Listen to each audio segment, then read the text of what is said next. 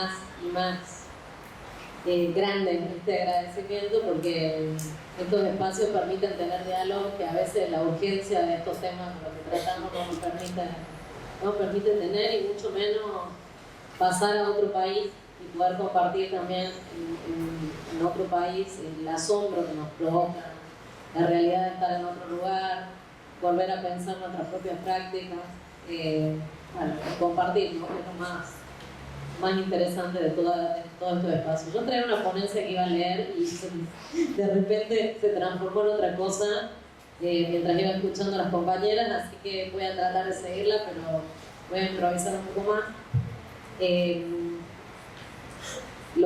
Todo lo que habló Fabiana suscribo a cada palabra, así que de alguna forma de marca yo me voy a centrar en algo mucho más pequeño, no todos estos procesos que ella contó, pero enfocados en una experiencia particular, que creo que es la que me trae acá. Yo soy hija de una persona asesinada durante la dictadura, fui secuestrada también en esa misma situación. Eso llegó con el tiempo, no es una cosa automática, ¿no? Pero llegó con el tiempo a que yo me involucrara en la lucha por los derechos humanos en la agrupación IJOS, y también me llevó, lo dijo Fabiana, a tratar, porque creo que todas estamos atravesadas de alguna manera, ¿no? por esa situación, y que esa situación produjo cosas y nos produjo nosotras también, como personas que pensamos e intentamos comprender esta situación. Entonces creo que esa posicionalidad es importante, ¿no? Me produjo como psicóloga primero y como antropóloga después, que intenta comprenderlo y la ponencia un poco está centrada en ese rol de cómo generamos marcos de comprensión y de escucha más amplios para estas situaciones, ¿no? En distintos ámbitos, en el judicial, entre distintos grupos, y bueno, me voy a centrar sobre todo en lo que fue mi trabajo en un espacio de memoria que funciona en lo que fue un ex centro clandestino de detención en la provincia de Córdoba, que se llama La Perla, ¿no? Donde trabajé durante 8 años como parte del área de investigación. Esto llevó primero, digamos, a que me familiarizara casi naturalmente. Yo había hecho mi tesis, estaba haciendo en ese momento mi tesis de doctorado sobre las memorias y las implicancias, sobre todo el ejercicio de la violencia política entre ex militantes de la guerrilla, y esto me llevó casi naturalmente a ocuparme de los sobrevivientes del centro clandestino, que eran esos mismos militantes, después represaliados y convertidos en víctimas, ¿no? Tipificados como víctimas, aunque no en un proceso muy lineal tampoco. En ese momento, un poco encuadrado bajo la identidad de testigo, ¿no? Cuando empecé a trabajar. Y en este espacio, digamos, de institución nueva, digamos, inédita, porque los sitios de memoria son instituciones muy sui generis, mezcla de centro cultural, con museo, con espacio de reparación, porque las personas van también ahí a reencontrarse con los lugares donde han estado recluidas, llevan a sus hijos. El lugar es una importante plataforma, ¿no? de memoria y también de reparación subjetiva, porque se entra y se sale del modo que se quiere entrar y salir, y no ya vendado, arrastrado y después liberado por otras personas. Me tocó también acompañar algo que se llamó la mega causa, La Perla, que fue un juicio en el cual, yo estaba repasando los números, ¿no? Declararon 581 testigos, de entre los cuales 183 eran sobrevivientes, ¿no? Y con los cuales nosotros habíamos tenido algún tipo de contacto previo, ¿no? Entonces nos planteamos qué podía hacer también el sitio de memoria como tal para acompañar ese proceso, que por otra parte en Argentina está en la centralidad de todos los reclamos, ¿no? El proceso de justicia y castigo a los culpables, no justicia entendida como un lugar donde uno va a hablar, ¿no? Justicia con una consecuencia penal. Bueno, esto que mencionaba, ¿no? ¿Para qué vamos a hablar si después Ya después voy a profundizar un poco sobre esto, ¿no? Y que queríamos intervenir en esa situación, ¿no? De judicial, pero ¿cómo? Era un poco la pregunta. Hace un rato también hablamos con Fabiana de que Córdoba tiene de todo, entonces tenía un equipo muy grande, dos equipos en realidad, de acompañamiento psicológico a los testigos. Tenía un cuerpo de protección de testigos de la policía, en esto de que el Estado cuida a los testigos, bueno, otro capítulo, ¿no? La policía, con la cual también hicimos formación.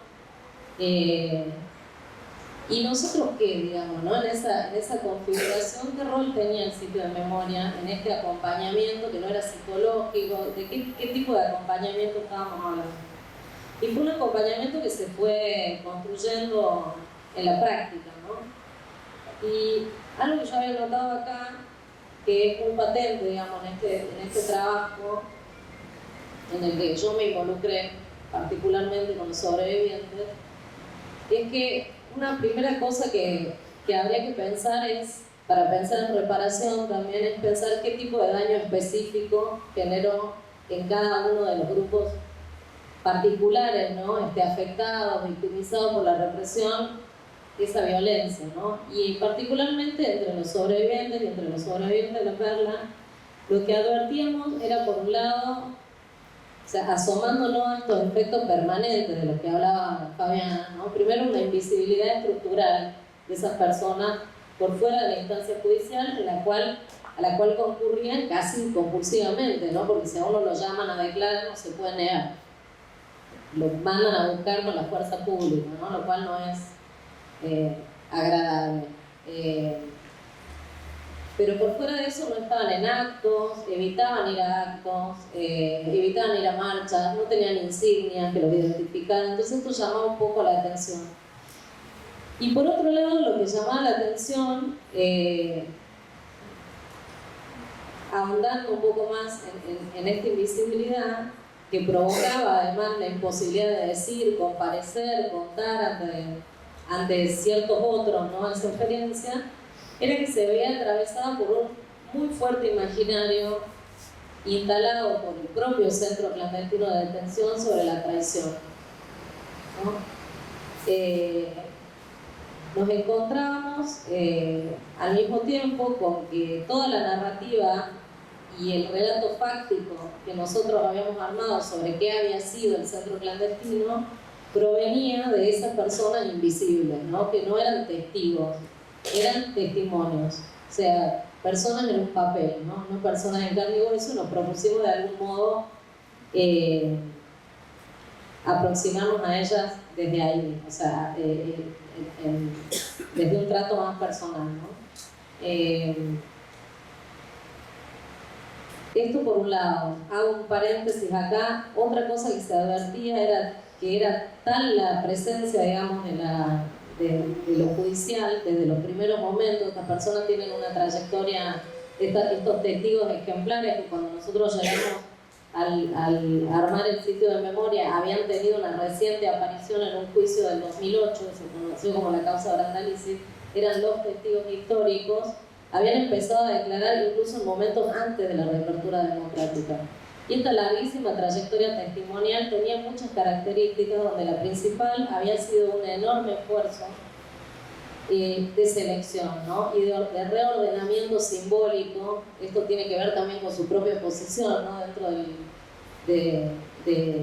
del daño, ¿no? De la dinámica del ex centro clandestino entre culpables e inocentes, ¿no? Esto se nota muy claramente si uno agarra cualquier testimonio. Me gustaría ver cómo son los de Brasil, las listas que se construyen, ¿no? Una lista no es un hecho fortuito, ¿no?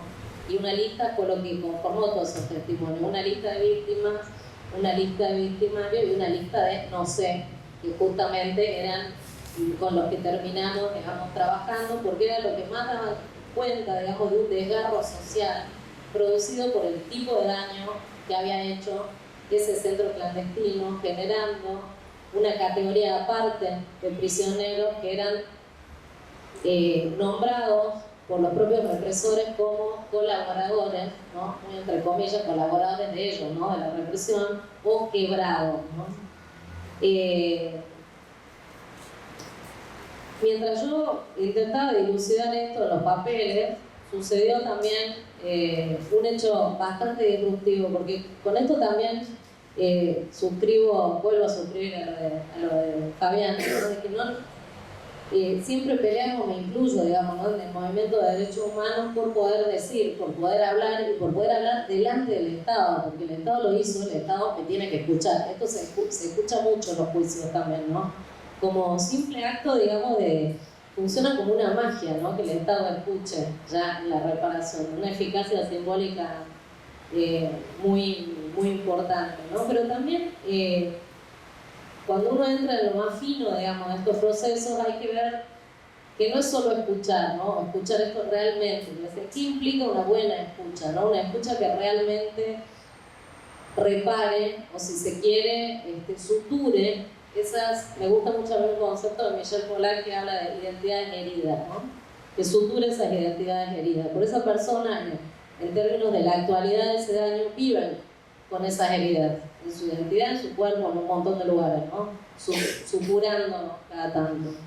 Y algo que fue muy disruptivo para mí mientras empezaba, que empezaba a hacerme todas estas preguntas sobre cómo este imaginario de la colaboración había tenido efectos permanentes, ¿no? Permitiendo que unos sean visibles y otros no, unos puedan hablar y otros no. Y un sobreviviente de otro centro clandestino llamado Jefatura de Informaciones de la Policía de Rosario fue imputado por haber, en el marco de estos mismos juicios que nosotros reivindicamos, digamos, fue imputado como represor. Por haber participado en tortura. Esta persona que estaba viviendo en el exterior, en Italia, al recibir la orden de captura,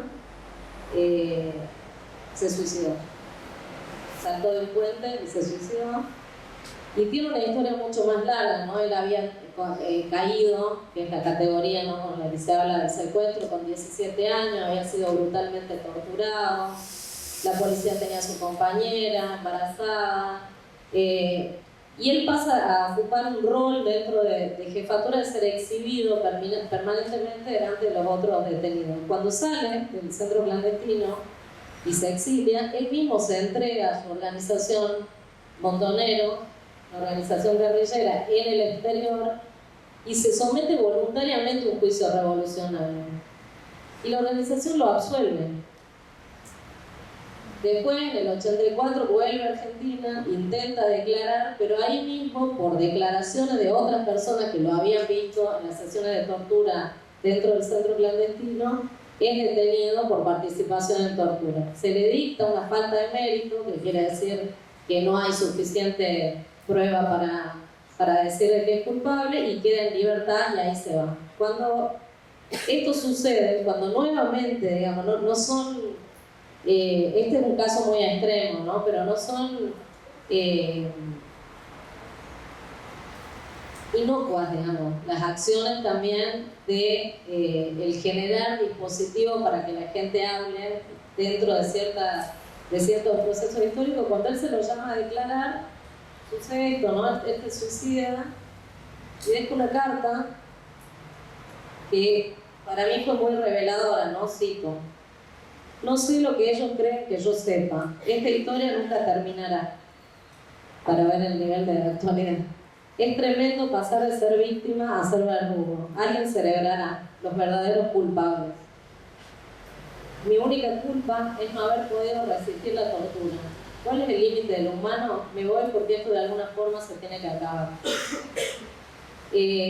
Esta situación a mí me hizo pensar mucho en esta cuestión de la escucha como reparación, o de la escucha como un espacio que se abre y puede dejar en una orfandad también tremenda a las víctimas, ¿no? Si no se puede comprender.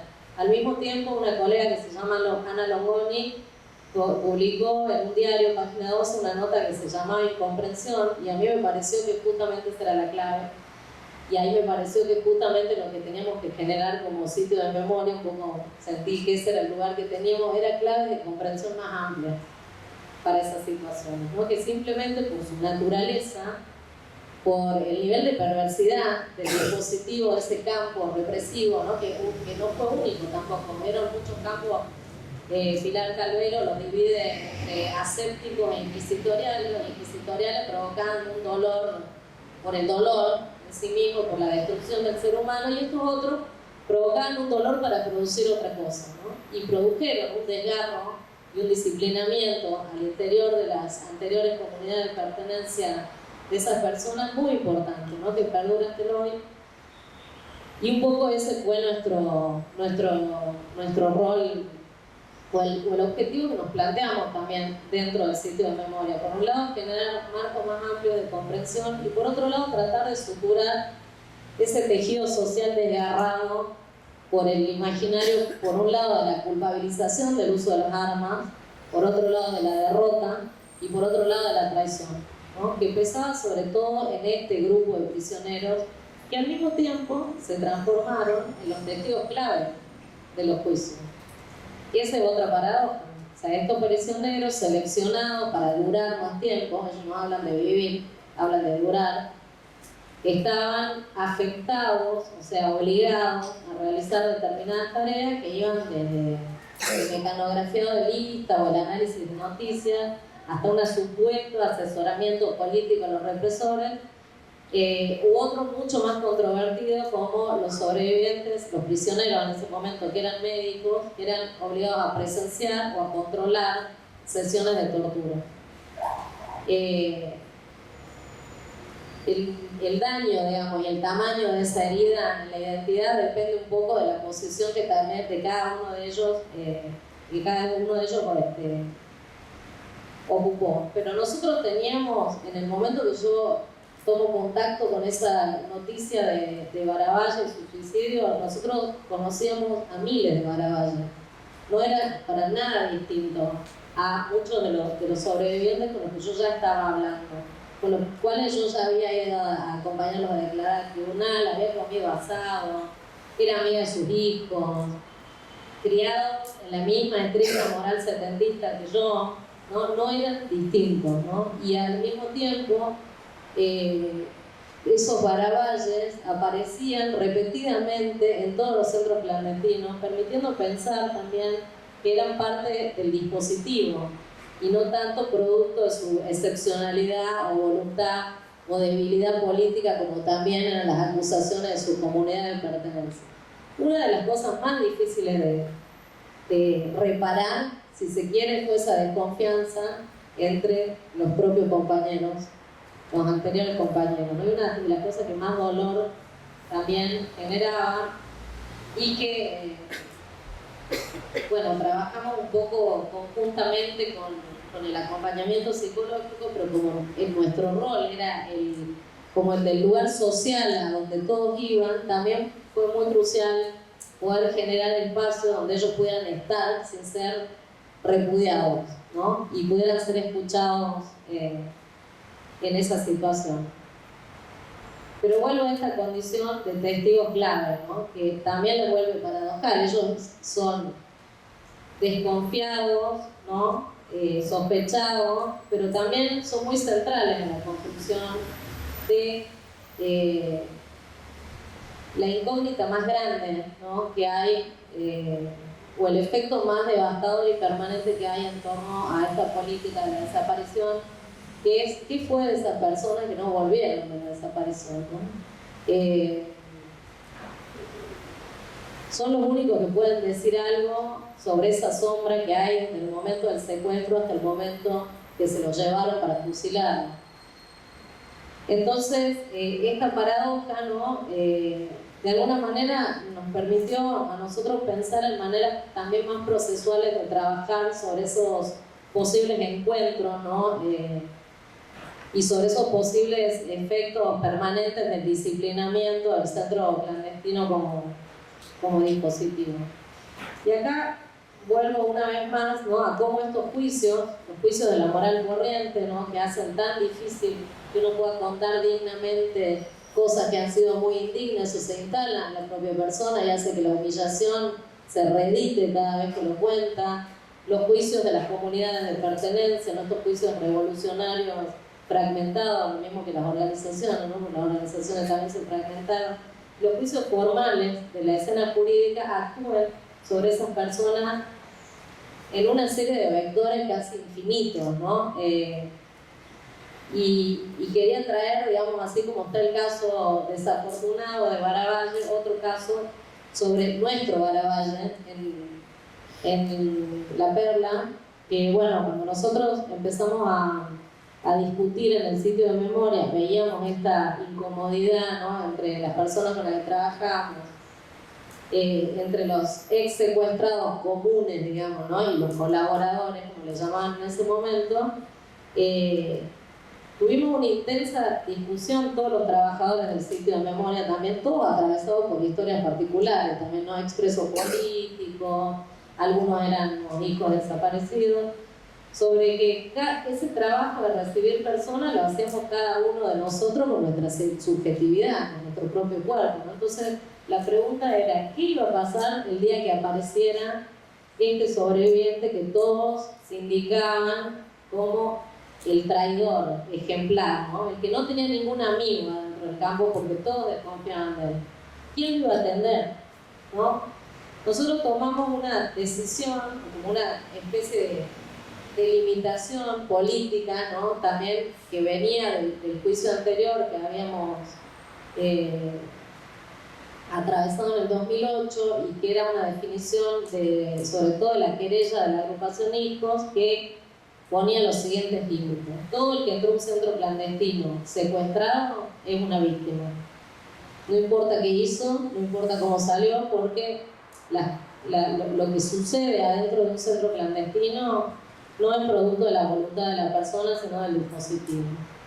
Y a partir de ese piso se podían trazar muchos matices, ¿no? Pero pensando en estas personas, que eran las más invisibles, eso nos provocaba un montón de dudas, ¿no? ¿Quién lo iba a atender? ¿Quién iba a poder escuchar? ¿Quién iba a poder poner el cuerpo en esa situación? Pero esa persona nunca vino. Y un día vino otra persona que nos dijo que había accedido a un montón de recortes de diarios donde esta persona, digamos, tenía ese lugar porque reunía una serie de características, ¿no? Por un lado, se decía que no había sido torturado con picana eléctrica, lo cual ponía hasta en duda su condición de secuestrado, porque todos pasaban por la picana, ¿no? Y de alguna manera eso, si se quiere en términos más analíticos, sería el ritual de iniciación que te vuelve un secuestrado. Soportarlo mejor o peor, digamos, ya es otra situación. Pero además de esto, era médico, y los médicos ocupaban otra vez la situación de excepcionalidad que no es tal. Los médicos ocupaban la peor posición adentro de los campos, pero adentro de los campos nazis también, digamos, las posiciones sanitarias, primero son las que más invierten los valores incorporados para esas personas juran curar, pero en ese momento se ven obligadas a enfrentarse a dilemas éticos. Si no lo curo se muere, pero si lo curo participo de la tortura, ¿no? Y eso le había valido todos los motes de colaborador. Bueno, esta persona era un médico muy importante, y a causa de haber recibido una denuncia basada en un testimonio, había sido echado de su puesto de director de un hospital en donde él se desempeñaba. Entonces, él contestaba en una solicitada del diario una serie de cosas muy interesantes, ¿no? Porque contaba su experiencia, cómo había sido sometido a servidumbre, y en un momento, tengo acá la frase textual, ahora no la encuentro, decía, nadie se puede arrogar la potestad de juzgar al que estuvo en el infierno. Como dijo un sobreviviente de la Shoah, el que no estuvo en un campo nunca podrá entrar, y el que estuvo nunca podrá salir. La carta no solamente mostraba una experiencia como cualquier otra, sino un grandísimo grado de reflexión. Se avecinaba el juicio, entonces tomamos la decisión de que si él no venía, había que ir a buscarlo. Fue muy difícil encontrarlo, porque evidentemente los efectos permanentes de esta cosa hacen que esta persona sea, después nos enteramos que él había, esta situación de haber sido hecho el trabajo se había repetido 2 o 3 veces, un médico muy bueno, y se había repetido 2 o 3 veces que sus hijos habían sido escrachados por portación de vínculo, que se desconfiaba de sus hijos también. Pero bueno, dimos con él y hablamos con él y fue muy... O sea, primero lo llamamos, digamos, él no contestó, quedó llamando, la respuesta tardó en llegar mucho tiempo, y a mí lo que traje acá de mi cuaderno de campo, digamos, en ese momento fue que cuando llamó, yo había llamado un día y después me quedé sentada 3 horas al lado del teléfono esperando que vuelva a llamar.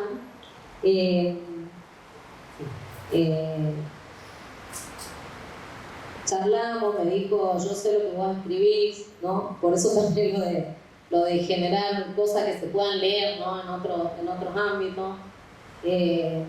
Pero necesito hacerte una pregunta. Yo para vos, ¿soy una víctima o soy un victimario?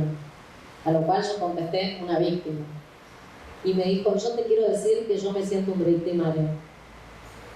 Durante muchos años me sentí un victimario. Hasta que entendí, a partir de un fallo de un juez federal de la Nación, por eso también muestro que nosotros pedimos al Estado cosas, y el Estado en realidad son los estados, ¿no? Son un juzgado, son una oficina donde cierta gente, también somos nosotras, ¿no? Que con toda esta carga biográfica, ¿no? que tenemos, que funcionamos en esos márgenes del Estado, tratando de no ser burócratas de la memoria o del dolor, ¿no? De no transformarnos en eso.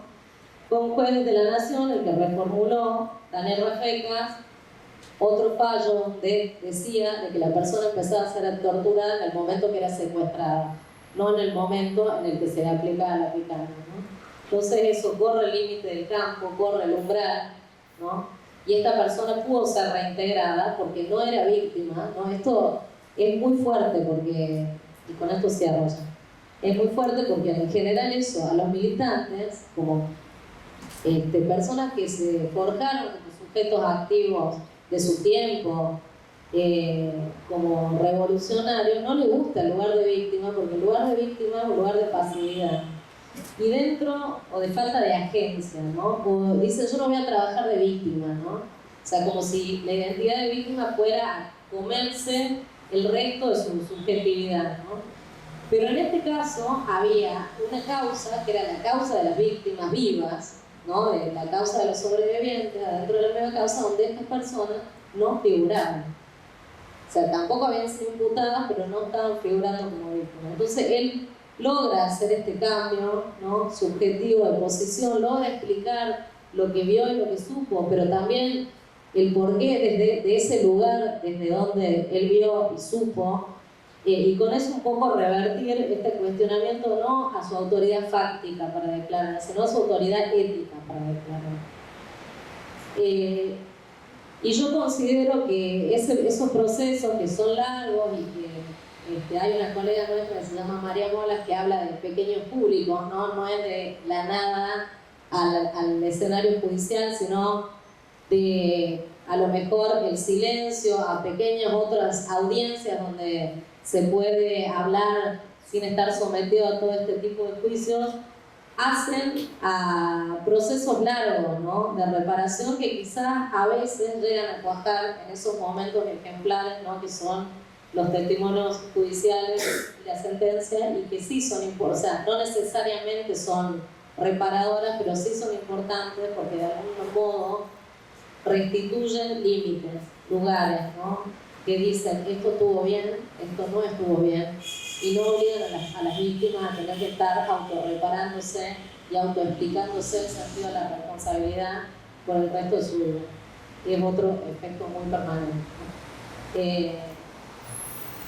Y bueno, surgió un poco la pregunta de cómo hacemos para mantener, digamos, este tipo de espacios de reflexión que fueron tan buenos durante todos estos años, que propiciaron secretarias de Estado, becas de investigación, una cantidad de cosas en contexto donde eso está en amplio retroceso, ¿no? Y tratemos también de algún modo ser optimista y pensar, ¿no?, que esto nos revitaliza y nos vuelve a juntar en vez de solamente fragmentarnos y derrotarnos. Muchas gracias.